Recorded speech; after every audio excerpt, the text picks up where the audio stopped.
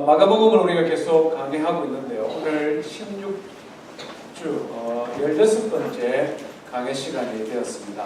아주 중요한 부분에 도달하게 되었는데 마가복음은 전체가 몇 장이죠? 혹시 아십니까? 네, 16장이죠. 마가복음이 전체가 16장인데 8장 26절까지는 예수님은 어떤 분이시냐 이것을 우리에게 가르쳐줍니다. 예수님의 가르침, 설교, 예수님의 기적, 표적, 예수님의 모든 사역을 통해 예수님은 어떤 분이시냐 이것을 우리에게 그림처럼 보여줍니다. 마가복음 8장 27절부터 마지막 16장까지는 예수님을 따른다는 것은 무엇을 의미하느냐, 예수님의 제자의 삶에 대하여 우리에게 가르쳐주고 있습니다. 오늘 우리가 살펴보기를 원하는 이 본문은 이 두 가지가 함께 섞여 있습니다. 예수님이 제자들에게 하시는 질문, 나를 누구라고 하느냐 이 질문과 또 그 대답을 듣고 난 이후에 예수님께서 나를 따라오려거든 이렇게 말씀하시면서 제자의 삶을 말씀하십니다. 아주 중요한 부분이기 때문에 이번 16강, 17강 이렇게 두 번으로 나누어서 이 말씀을 살펴보기를 원합니다. 하나님의 말씀은 마가복음 8장 27절부터 38절 말씀까지 우리 한 절씩 교독하도록 하겠습니다. 예수와 제자들이 빌립보 가이사랴 여러 마을로 가실 때 길에서 제자들에게 물어 이르시되 사람들이 나를 누구라고 하느냐?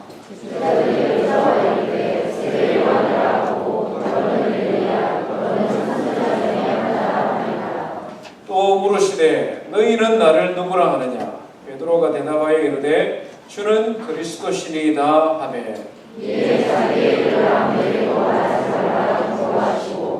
인자가 많은 고난을 받고 장로들과 대제사장들과 서기관들에게 버림받아 죽임을 당하고 사흘 만에 살아나야 할 것을 비로소 그들에게 가르치시되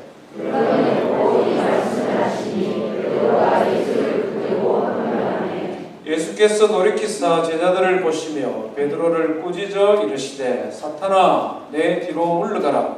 내가 하나님의 일을 생각하지 아니하고 도리어 사람의 일을 생각하는도다 하시고 우리와 제자들을 불러 이르시되 누구든지 나를 따라오려거든 자기를 부인하고 자기 십자가를 지고 나를 따를 것이라.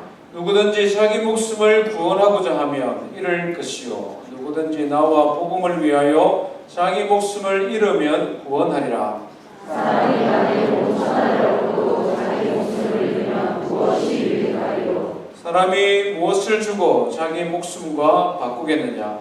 누구든지 이 음란하고 죄 많은 세대에서 나와 내 말을 부끄러워하면 인자도 아버지의 영광으로 거룩한 천사들과 함께 올 때에 그 사람을 부끄러워하리라.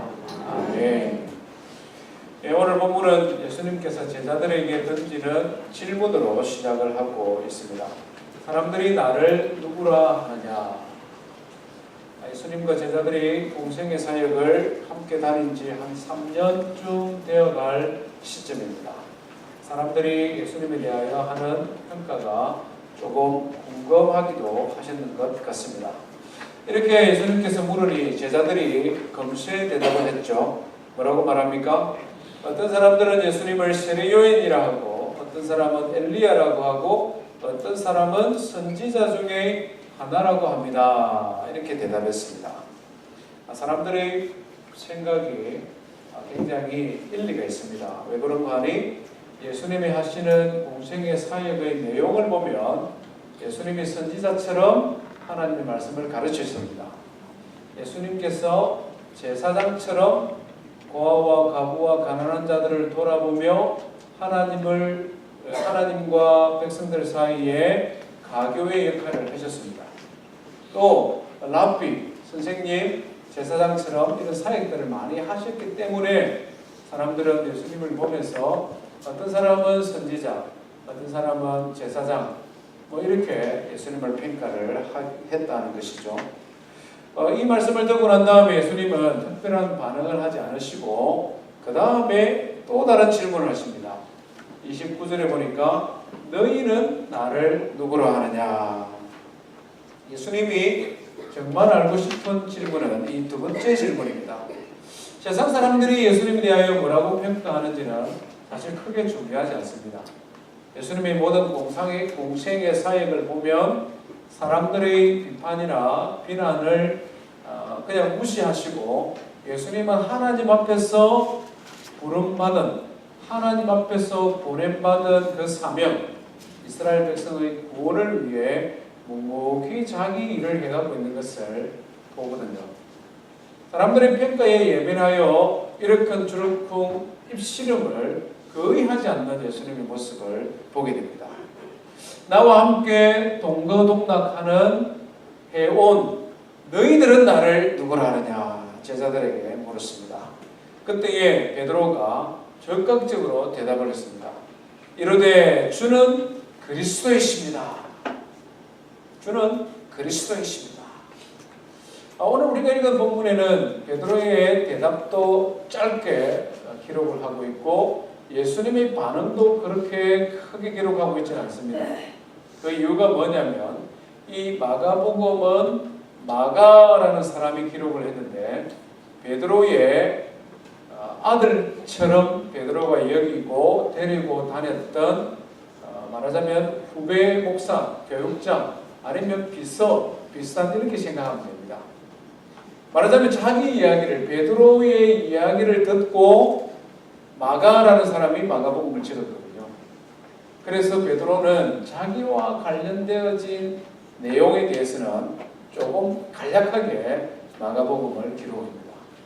그런데 마태복음을 읽어보면 이 똑같은 사건에 대하여 좀 더 구체적으로 예수님의 반응을 기록을 하고 있습니다. 우리 한번 읽어보겠습니다. 마태복음 16장 16절부터 19절이죠. 한번 펼쳐보십시오. 예수님께서 15절에 보면 너희는 나를 누구로 하느냐 똑같은 질문을 하는 똑같은 내용입니다. 16절부터 19절까지 한번 읽어보겠습니다. 시작. 시몬 베드로가 대답하여 이르되 주는 그리스도시요 살아계신 하나님의 아들이시니이다. 예수께서 대답하여 이르시되 바요나 시몬아 내가 복이 있도다. 이를 내게 알게 한 이는 혈육이 아니요 하늘에 계신 내 아버지시니라. 또 내가 네게 이르노니 너는 베드로라. 내가 이 반석 위에 내 교회를 세우리니 음모의 권세가 이기지 못하리라. 내가 천국 열쇠를 내게 주리니 내가 땅에서 무엇이든지 매면 하늘에서도 매일 것이요 내가 땅에서 무엇이든지 풀면 하늘에서도 풀리리라 하시고. 아멘. 예수님의 질문에 대한 베드로의 대답은 굉장히 짧습니다. 그죠?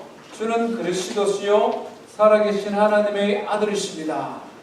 근데 이 말을 듣고 난 다음 예수님의 대답은 굉장히 깁니다. 장황합니다. 그리고 그 내용은 감히 사람이 받을 만한 축복의 범위를 넘어서는 축복을 지금 예수님이 하고 있습니다. 그렇지 않습니까? 이것을 내가 알게 된 것이 놀랍다. 내가 그리스도요 하나님의 아들이라는 것을 내가 어떻게 알게 되었느냐?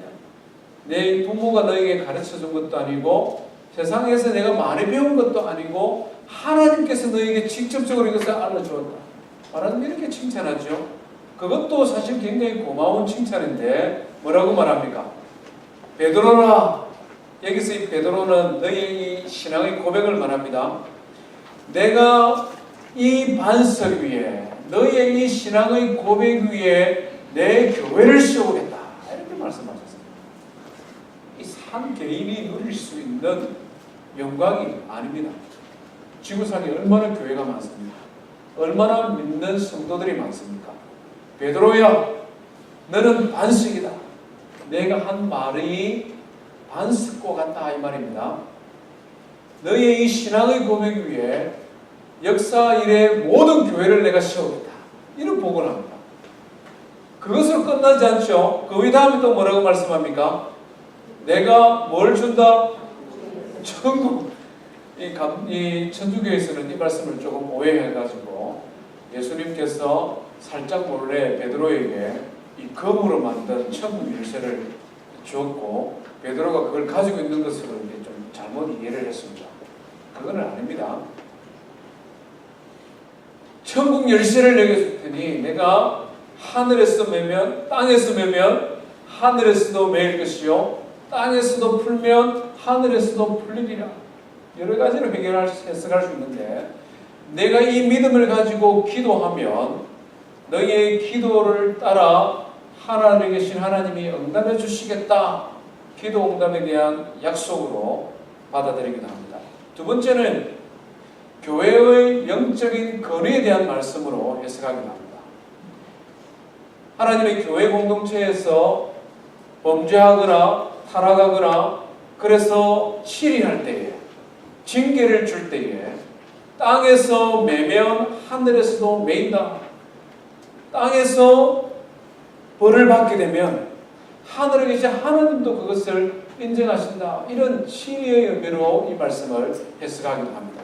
어쨌든 베드로에게 주신 예수님의 말씀은 엄청난 내용의 말씀이 아닐 수 없습니다. 베드로는 짧게 대답했는데 그리스도시요 살아계신 하나님의 아들입니다. 이렇게 말씀했는데 예수님은 엄청난 말씀을 지금 베드로에게 하고 있습니다. 그만큼 베드로의 대답이 예수님의 마음에 꼭 들었다는 거죠. 그만큼 베드로의 이 신앙의 고백이 예수님의 마음을 기쁘게 했다는 것입니다. 예수님이 너무 기쁘니 그 기쁨을 그냥 베드로를 향한 축복의 말씀으로 표현되어지고 있다는 것입니다. 베드로의 신앙 고백을 조금 구체적으로 살펴볼 필요가 있습니다. 우리도 신앙생활을 하며 살아가면 기왕이면 이런 칭찬 좀 받으며 살아야 되지 않겠습니까? 안 그렇습니까? 기왕이면 우리가 신앙생활을 하는데 늘 예수님한테 어휴 그것도 못하 뭐 이런 식으로 하면 억울한 살아요. 기왕이면 우리도 신앙생활을 하면서 예수님이 주용의 아들 김태야 너는 어떻게 이걸 알았냐? 너가 아버지가 가르치는 것도 아니고 하늘에 계신 하나님의 복받았다 이러면 얼마나 기분이 좋겠습니까? 베드로의 이 신앙의 고백의 내용을 우리가 좀 더 알아야 될 필요가 있다는 거죠. 주는 그리스도십니다. 이 그리스도 이 말은 헬라어입니다. 크리스토스 헬라어입니다. 기름 부음을 받았다 이런 의미입니다. 기름 부음을 받았다. 이걸 히브리어로 표현하면 메시아, 메사이아 똑같은 말입니다. 헬라 그리스도와 메시아가 똑같은 의미로 기름 부음을 받았다. 유대교의 전통을 따른 종교 의식입니다. 어떤 사람을 구별하여서 그 사람에게 직분을 맡길 때 기름 부었습니다. 특별히 성경을 보면 왕, 선지자, 제사장, 다윗 왕을 왕으로 세울 때에 하나님의 선지자가 그의 머리에 기름을 부었습니다. 엘리사가 선지자가 될 때에 엘리야 선생님이 그의 머리에 기름을 부었습니다. 아론과 그의 아들들이 제사장이 될 때에 하나님께서 그 머리에 기름을 부어 구별하라고 했습니다. 똑같은 사람으로 태어났는데 어떤 예식을 통과하는 것을 통해 그 사람에게 왕과 제사장과 선지자의 역할을 하기 위해 맡기는 했던 예식입니다. 우리 목사 안수식 우리가 9월 17일 날 우리 교회에 장립 집사, 권사, 장로 임직식이 있지 않습니까? 그때 보면은 안수하거든요. 안수를 합니다. 자격을 갖춘 사람에게 이런 예식을 통하여 이제부터는 호칭도 바뀌고 이제부터는 사역의 내용도 달라지도록 기름을 붓는다 이렇게 표현합니다.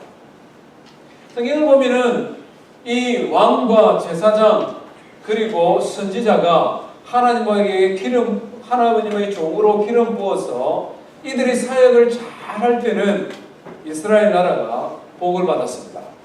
예를 들면 다윗 왕 때, 솔로몬의 때, 엘리야 선지자가 있을 때, 말하자면은 이런 선지자들이나 왕이나 제사장이나 사역을 잘 할 때는 하나님의 축복을 받았습니다. 그런데 인간이기 때문에 이런 기름 부음 받은 사람들이 늘 실수가 있고 실족할 때가 있죠. 다윗도 실족한 때가 있지 않습니까? 엘리사도 화를 참지 못하고 막 분을 내는 이런 장면들이 성경에 보이거든요. 그러면은 이스라엘 백성들이 덩달아 실족하게 되고 타락하게 되고 범죄하게 되고 그러면 하나님의 징계를 받는 것이 봅니다. 구약 성경에 사무엘 상하, 열왕기 상하, 역대 상하 이런 역사를 기록한 책들은 우리에게 그것을 가르쳐 줍니다. 하나님으로부터 기름 부음을 받은 왕이나 선지자나 제사장이 그 역할을 잘 할 때는 어떻게 하나님께서 축복을 하시느냐, 그 역할을 잘못할 때는 어떻게 하나님께서 징계하시느냐, 이 역사를 통해 우리에게 가르쳐 주시는 거죠. 결국 이스라엘 백성들은 왕이나 선지자나 제사장이 그들의 직분에 충실하지 못했기 때문에 결과적으로 망해버렸습니다. 망하기 직전에 성경을 보면 계속 성경 말씀이 완전한 기름 부음 받은 자, 인간처럼 연약하여 실수하고 실족하는 왕이나 선지자나 제사장이 아닌 하나님께서 직접 세운 완전히 기름 부은 그리스도가 이 땅에 와서 하나님의 백성을 구원할 것이다. 그것을 계속 예언으로 알려주셨습니다. 하나님의 말씀으로 가르쳐 주셨습니다. 가장 대표적인 것을 우리가 하나만 찾아보면요, 우리 구약 성경 이사야를 한번 넘겨보십시오. 이사야 40장 9절에서 11절 말씀 우리 한번 같이 읽어봅시다. 구약 성경 1015페이지 9절부터 11절입니다. 시작. 아름다운 소식을 시온에 전하는 자여, 너는 높은 산에 오르라. 아름다운 소식을 예루살렘에 전하는 자여, 너는 힘써 소리를 높이라. 두려워하지 말고 소리를 높여 유다의 성읍들에게 이르기를, 너희의 하나님을 보라 하고, 보라, 주 여호와께서 장차 강한 자로 임하실 것이요 신이 그의 팔로 다스릴 것이라. 보라, 상금이 그에게 있고 보응이 그의 앞에 있으며, 그는 목자같이 양떼를 먹이시며 어린 양을 그 팔로 모아 품에 안으시며 젖먹이는 암컷들을 온순히 인도하리로다. 아멘. 여기 보면 보라, 주 여호와께서 강한 자로 임하실 것이요 그의 팔로 다스릴 것이요 목자같이 양떼를 먹이시며, 이런 말씀들을 계속 주십니다. 말하자면 하나님이 보내시는 기름 부음 받은 자가 이스라엘에 임하여 이스라엘을 구원하리라. 약속의 말씀이죠. 이 말씀을 따라 이스라엘 백성들은 기다렸습니다. 하나님의 기름 부음 받은 자를 기다렸습니다. 메시아가 와서 우리를 구원하도록 기다렸습니다. 그것을 메시아 대망 사상이다 이렇게 기대합니다. 특별히 예수님 때에는 이스라엘 백성들이 이 메시아를 너무나 열렬히 사모했습니다. 이미 나라가 망한 지가 500년이 되었습니다. 로마라는 강력한 힘을 가진 나라에 핍박을 받고 가난할 대로 가난하고 억압받는 백성들, 하나님 제발 우리에게 이 메시아를 보내주십시오. 제발 우리에게 기름 부음 받은 그리스도를 보내어 우리를 구원하여 주십시오. 이런 소망을 이스라엘 백성들이 가지고 있을 때였습니다. 그들이 세례요한이라는 한 선지자를 보면서 그가 하나님의 말씀도 잘 가르치고 그가 능력 있고 용기 있게 말씀을 사역하는 것을 보면서 이 세례요한이 메시아가 아닌가 이런 기대를 가지고 많은 사람들이 세례요한을 따랐습니다. 그런데 웬걸 헤로드라는 왕이 이 세례요한을 죽여버렸습니다. 그러니까 이스라엘 백성들은 마음이 더 공허한 것입니다. 하나님 언제 우리를 위하여 메시아를 이 땅에 보내시겠습니까? 언제 우리를 구원하시겠습니까? 막 이렇게 메시아를 대망하고 있는 그런 시점에 예수님이 이 땅에 오셨고 베드로가 그 예수님을 향하여 예수님, You are the Christ. 오늘 영어 성경에 보면 You are the Christ. 예수님, 당신이 바로 성경에서 말씀하는 그 그리스도입니다. 예수님, 바로 당신이 성경에 기록되어진 메시아입니다. 예수님, 바로 당신이 우리의 구원자가 되십니다. 지금 이렇게 베드로가 고백하고 있는 것입니다. 그러니 그 고백을 들은 예수님께서 기뻐하시는 거죠. 아, 3년 동안 내가 가르치고 내가 사역한 것이 수포로 돌아가는 것이 아니구나. 베드로의 그 고백을 듣고 예수님이 너무 기뻐하셔서 그를 인정하시고 그를 축복하고 있는 것입니다. 오늘 이 아침에 우리가 이 부분을 한번 생각해 보려고 합니다. 우리 성도님들은 예수님을 뭐라고 고백하시냐? 예수님께서 제자들에게 길을 가면서 너희는 나를 누구라고 하느냐라고 질문한 것처럼 오늘 이 아침에 예수님께서 우리에게 너희들은 나를 누구라고 하느냐 이렇게 질문하면 뭐라고 대답하시겠습니까? 예수님 시대나 지금 이 시대나 예수님에 대한 평가는 각양다양합니다. 사람들이 예수님을 선지자 중에 한 사람으로, 선생님 중에 한 사람으로, 엘리야나 아니면 다른 세례 요한이나 이런 유명한 사람들 중에 한 사람이라고 생각한 것처럼 오늘 이 시대에도 교회의 문 밖을 나가면 세상 사람들은 예수님에 대하여 다양한 평가를 합니다. 어떤 사람은 4대 성인 중에 한 분이라고 합니다. 어떤 사람은 자기의 전문 분야, 관심 분야에 따라 각양다양하게 예수님에 대하여 평가합니다. 어떤 사람은 예수님을 뛰어난 교육가라고 이야기를 합니다. 어떤 사람은 예수님을 위대한 상담자라고 이야기합니다. 어떤 사람은 예수님은 놀라운 경영 CEO의 모델이 된다 이렇게 말을 하기도 합니다. 아주 멀리 가는 사람은 예수님은 세상의 구원을 위해 저 외계에서 온 우주인이다 이렇게 말을 하는 사람도 있습니다. 조금 있다가 다시 올 거다 이 말도 합니다. 어떤 사람은 마치 도깨비 방망이처럼 아니면 알라딘의 램프처럼 주무르면서 주문을 외우며 그냥 부르는 듯이 나타난 나의 소원을 들어주는 그런 숨은 거인처럼 예수님에 대해 생각하기도 합니다. 이런 세상의 평가는 공통점이 한 가지 있습니다. 그것은 예수님을 하나님이 아닌 한 인간으로 평가한다는 것입니다. 예수님은 존경할 만한 분이고 본받을 만한 분이고 예수님은 위대한 스승으로 우리가 배우고 연구해야 될 대상이기는 하지만 그분은 결코 우리의 신앙의 대상은 될 수가 없다는 것입니다. 예수님이 우리의 신앙의 대상이 될 수 없기 때문에 예수님의 말씀도 역시 절대적일 수는 없다는 것입니다. 예수님의 말씀을 들으면 좋고 그 말씀을 따라 살면 인생을 살아가는데 도움은 될지는 모르지만 결코 그 말씀이 순종하고 따라야 될 살아계신 하나님의 말씀은 아니다라고 세상 사람들은 생각하며 살아갑니다.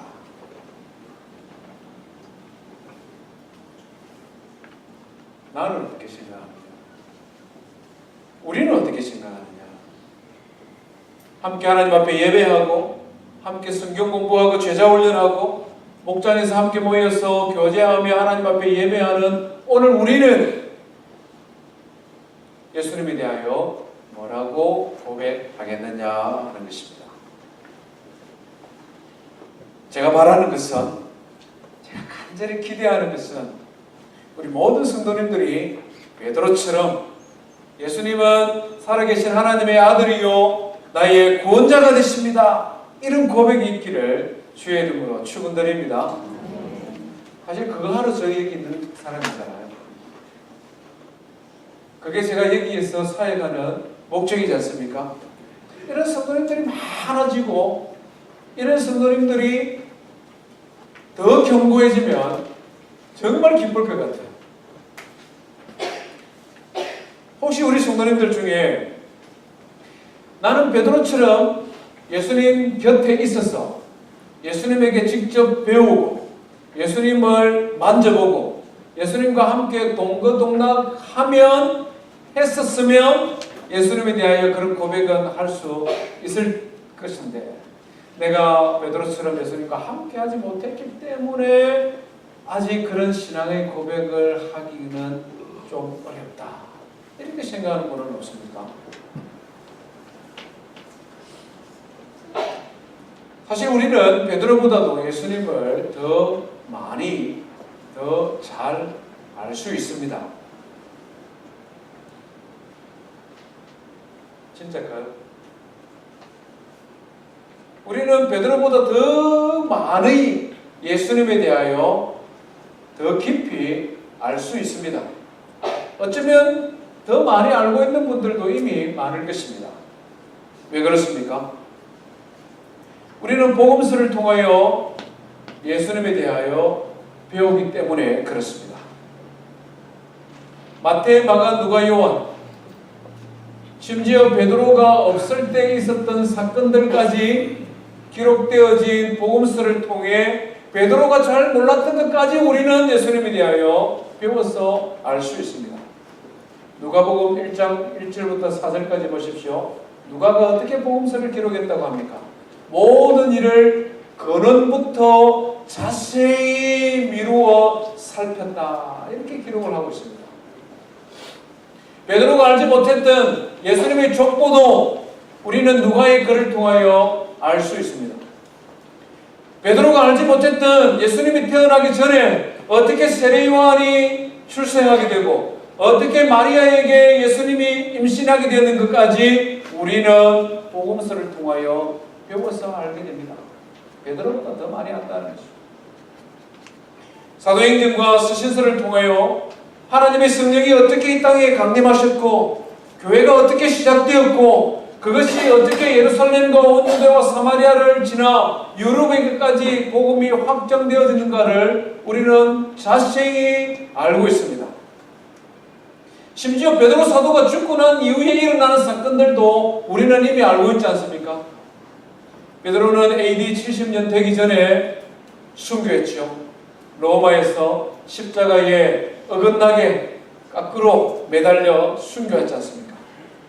베드로는 거기까지 밖에 살지 못했습니다만은 우리는 베드로 사도가 죽고 난 이후에 2000년 기독교 역사를 통해 예수 그리스도의 가르침이 예수님께서 우리에게 말씀하셨던 하나님의 말씀이 어떻게 성취되어져 갔는가 하는 것을 역사를 통하여 우리는 배워서 알고 있습니다. 자기 자신의 하나의 믿음을 지키지 못했던 11명도 채 예수님의 부활에 대하여 알지 못했고 믿지 못했지만 그들로부터 시작되어진 복음이 예루살렘과 유대와 사마리아를 지나서 유럽으로, 유럽에서 아프리카로, 아프리카에서 남아메리카로, 북아메리카로, 그 복음이 다시 아시아로, 그 복음이 다시 점점 서쪽으로 중동 지역으로 다시 예루살렘으로 가서 지금 그 예루살렘 그 땅에도 무수히 많이 믿는 사람들, 예수님과 11제자를 통하여 시작되어진 그리스도의 복음이 극한 환난과 핍박에도 불구하고 전 세계 70억 인구의 30%라는 사람이 예수님을 살아계신 하나님의 아들로 믿고 살아가는 오늘 이 시대의 기독교의 역사를 통해 우리는 베드로보다 예수님을 더 많이, 더 분명히, 더 중요하게 알고 있다는 것입니다. 뿐만 아니라 우리는 장차 되어진 일에 대해서 우리는 알 수 있지 않습니까? 베드로 전후서를 읽어보면 베드로가 하나님의 감동을 받아 말세에 있을 일에 대하여 아주 짧게 예언을 우리에게 남겨주었습니다. 세상의 종말에 대하여 베드로 사도가 우리에게 예언을 남겨줬습니다. 그런데 요한계시록의 말씀을 한번 읽어보십시오. 베드로가 우리에게 남겨주었던 그 종말에 대한 계시보다도 훨씬 더 많은 분량으로 더 분명히 정확하게 예수 그리스도의 재림과 장차 있을 세상의 심판에 대하여 우리는 성경을 통해 배워서 알 수 있습니다. 베드로 앞에 서서 당신은 예수님 만나서 참 럭키한 사람이었습니다. 그런 말 우리는 할 자격이 없는 사람입니다.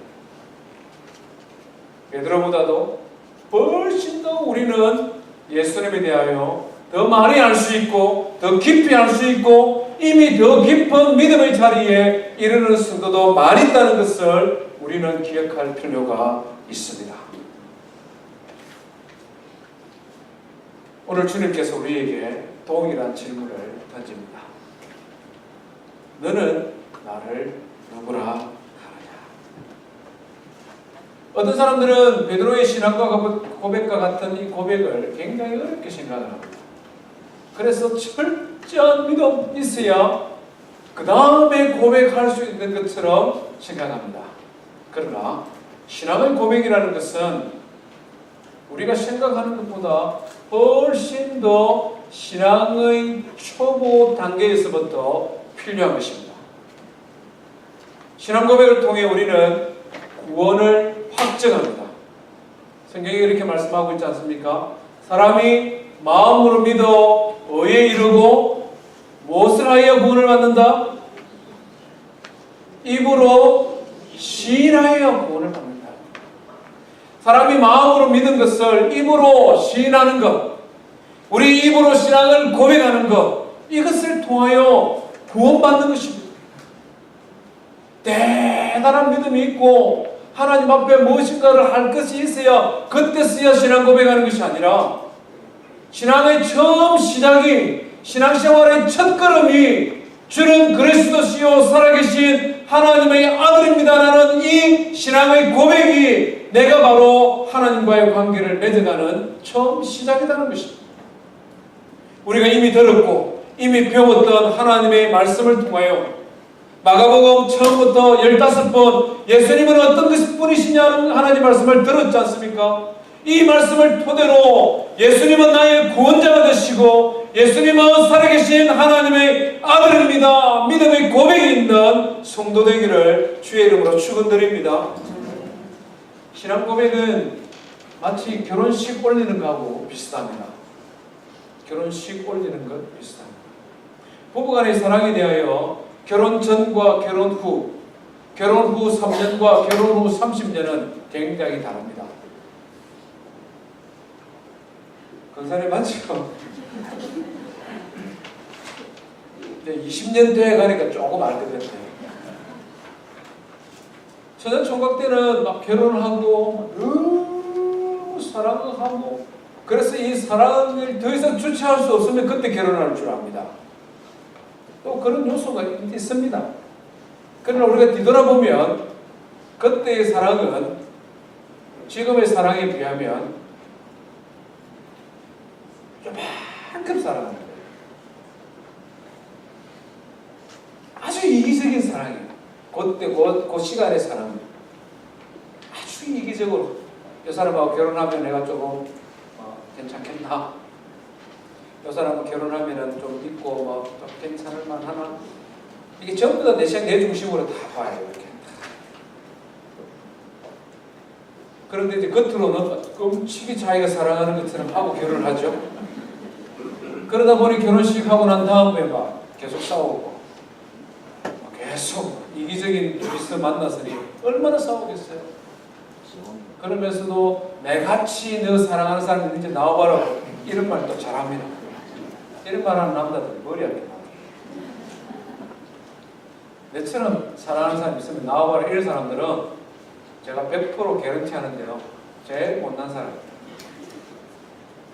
제가 그랬거든요. 그렇게 살다가 한번 충격을 받아야 돼요. 내가 제일 잘해주고 내가 손해보는 것처럼 내가 더 아내를 사랑해주고 이런 착각하다가 한번 충격을 받아요. 그래 정신이 돌아가요. 결혼 이후의 부부간의 사랑은 어떻습니까? 좀 손해보는 사랑이, 희생적인 사랑이 되지 않습니까? 내 혼자 편하게 살다가 다른 사람 만나니 맞추는 과정도 헌신이 필요하죠. 또 그 사람의 도움이 되어야 되죠. 또 그 사람의 필요를 채워줘야 되죠. 그렇게 하기 위해서는 내가 희생이 들어가야 됩니다. 내 희생 안 하고 사랑한다는 말은 새빨간 거짓말이에요. 언제 이 사랑이 시작되어집니까? 자기 희생적인 온전한 사랑이 언제부터 시작됩니까? 결혼의 서약에서부터 시작되지 않습니까? 주례자가 결혼 서약을 할 때 어떻게 합니까? 행복하고 잘 나가고 즐거울 때만 사랑하십시오. 이렇게 물어보죠. 그래서 예 하고 결혼하는 거 아닙니까? 그래 물어보는 주례자 아무도 없습니다. 기쁠 때나 슬플 때나 즐거울 때나 괴로울 때나 부부간의 정조를 지키고 부부간에 서로 대의를 지킬 것을 맹세합니까? 이래 물어보잖아요. 기쁘거나 슬프거나 즐겁거나 괴로울 때나 뭡니까? 우리 헌신이 들어가고 우리 희생이 들어가는 것이 않습니까? 거기서 딱 서약을 하면 그때부터 부부간의 사랑이 진정으로 시작되어지는 거잖아요. 그때부터 시작되어지는 거예요. 그것까지 아는 거는 맛배기 아는 거고 겉으로 드러나는 그 모습만을 사랑하는 거고 이 서약에 충실하게 살아가는 기 시작하면서 부부간의 사랑이 깊어갑니다. 이걸 극복하지 못하기 때문에 이혼을 잘해요. 이걸 극복하지 못했기 때문에 이상한 말, 조혼, 황혼, 황혼, 이혼, 이상한 말들을 좀 많이 만들더라고요. 졸혼, 이런 희한한 말들을 만들어요. 끝까지 내 희생적인 사랑을 못하겠다는 거예요. 그러면 그렇게 살아갈 수밖에 없습니다. 진정한 사랑은 결혼의 서약을 충실히 지키면서 자기를 헌신하고 희생하고 양보하고 그러면서 부부가 서로 이해하고 깊어져가는 사랑이죠. 신뢰가 쌓여가는 것이죠. 그러면 나이 많아서 정말 기운 없고 병실에 누워서 내가 해야 되는 것은 정말 아무것도 없고 이 사람을 정말 수발드는 것밖에 남지 않아도 버리고 도망갑니다. 평생에 쌓여온 사랑이 신뢰가 있죠. 이것이 결혼의 서약에 대한 맹세부터 시작되어지잖아요. 하나님에 대한 신앙의 고백에서부터 시작되어지는 것입니다. 주는 그리스도시요 살아계신 하나님의 아들입니다는 고백에서부터 우리의 믿음이 깊어져 가고 하나님을 향한 우리의 신뢰가 쌓여져 가는 것입니다. 이거 다 쌓아놓고 흔들리지 않을 만큼 있을 것 같으면 그때 신앙 고백한다. 이것은 잘못된 신앙이에요. 베드로의 삶만 봐도 그렇지 않습니까? 이런 신앙 고백 이후에도 그는 넘어지기도 하고 이런 신앙 고백 이후에도 그는 예수님을 세 번씩이나 모른다고 배신하기도 했습니다. 그러나 이런 신앙 고백 이후 그의 믿음은 지속적으로 성장해가고 결국 하나님 앞에 반석과 같은 내 교회를 세우리라는 신실한 믿음의 단계까지 이르게 되는 것이죠. 우리에게 신앙의 고백이 정말 중요한 것은 거기서부터 하나님을 향한 주님을 향한 우리의 믿음, 우리의 사랑이 시작되는 새로운 시작점이기 때문에 그렇습니다. 오늘 이 시간 예수님은 나의 그리스도시요 나의 구원자가 되십니다. 믿음의 고백이 있기를 주의 이름으로 축원드립니다. 신앙에 활력이 없는 성도님들 간혹 있지 않습니까? 어릴 때부터 신앙생활 했는데 좀 지치는 사람, 낙오되는 사람, 뭔가 새로운 것이 없을까 고민되는 분, 주님 앞에 신앙 고백 마지막으로 한 적이 언제인지 한번 생각해 보십시오. 주님은 나의 그리스도이십니다. 주님은 나의 구원자가 되십니다. 주님은 하나님의 아들이십니다. 주님을 향한 우리의 신앙 고백이 마지막으로 언제 있었는지 한번 생각해 보십시오.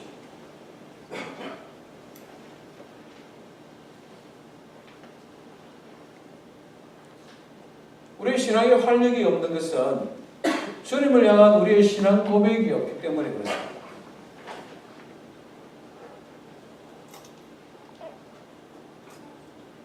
부부간의 권태기에 있는 사람들 있지 않습니까? 신앙고비 사랑고비가 없기 때문에 그렇습니다.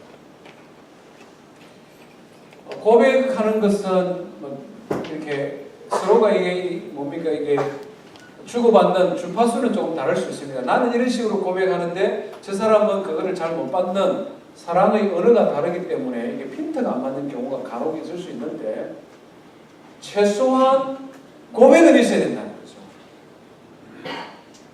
제가 아는 어떤 분은 사모님이 남편을 너무 좋아하는 것 때문입니다. 그런데 불만은 많아요. 이 사람은 입으로 다 때웁니다. 이래가지고 보고.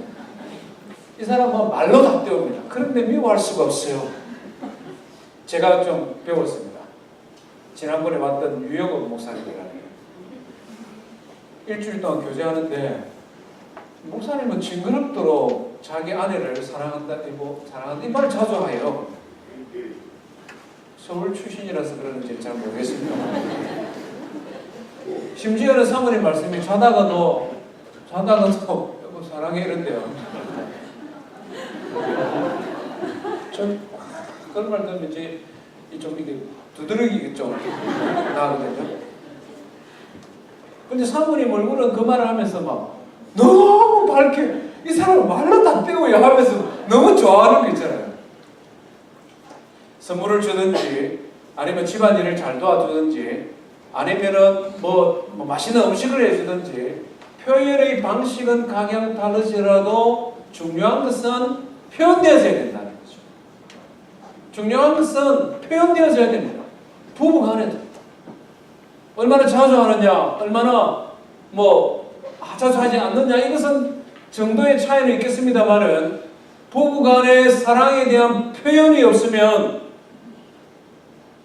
점점점 애정이 떨어질 수밖에 없잖아요. 이 사람한테 조그마한 꽃다발이라도 하나 사든지 먼 옛날이라서 전혀 생각이 안 나는 분들은 남자분들은 회개해야 됩니다. 우리 아내분들도 자기들은 아무런 회개할 것이 없는 것처럼 그냥 우리 경상도 분들이 많지 않습니까? 그래서 이렇게 사랑한다 이런 말이 좀 어려운 분들이 있어요. 꼭 말로 해야 되나 이런 분들이 있습니다. 그러면 아내분들이 여보 사랑해요 이런 말 하면 될 텐데 버텨요. 곰처럼 버텨요. 자기 하면 내가 한다. 당신이 먼저 말하면 그때 나도 한다. 그래서 옛날 어른들이 여호와하고는 살아도 곰하고는 못 산다 이런 말을 했는지 모르겠습니다. 좀 남편이 좀 그래 해도 아내분들이 이게 좀 표현이 좀 좋잖아요. 사랑해요 내지는 근데 꼭 당신이 먼저 하면 내가 한다. 버티면 주님을 향한 우리 신앙 고백이 그렇다는 것이죠. 하나님은 참 묘하게 이것을 우리에게 가르쳐 주셨지 않습니까? 내가 지금 신앙의 활력이 떨어진다. 하나님에 대한 믿음이 약해지는 것 같아. 한번 생각해 보십시오. 주님에 대한 나의 신앙의 고백이 언제 있습니까? 언제 마지막이었는가? 우리의 모든 사역, 우리의 모든 교회 봉사, 우리의 모든 신앙의 삶이 기초가 뭐냐? 끊임없이 반복되어지는 우리 안에서부터 우리로 나오는 주님에 대한 신앙의 고백. 내가 하나님 앞에 찬양해도 주님은 나의 구원자가 되시니 내가 주님을 찬양합니다. 내가 주님 앞에 말씀으로 봉사해도 내 주님은 나의 구원자가 되시니 주님은 살아계신 하나님의 아들이시니 내가 하나님의 말씀을 전합니다. 우리의 모든 인생의 삶, 신앙의 삶이 그 근거가 우리의 신앙의 고백에서부터 우러러 나올 때에 우리는 활력 있게 주님을 사랑하며 섬길 수 있는 것입니다. 오늘 함께 예배하는 성도 여러분, 베드로의 고백을 기쁘게 받으시고 축복하신 것처럼 우리에게도 그런 고백이 있기를 원합니다. 주님은 나의 구원자가 되시고 살아계신 하나님의 아들입니다. 고백하는 저와 성도 되기를 주의 이름으로 축원드립니다. 우리 말씀 기억하며 함께 하나님 앞에 찬송하십시다.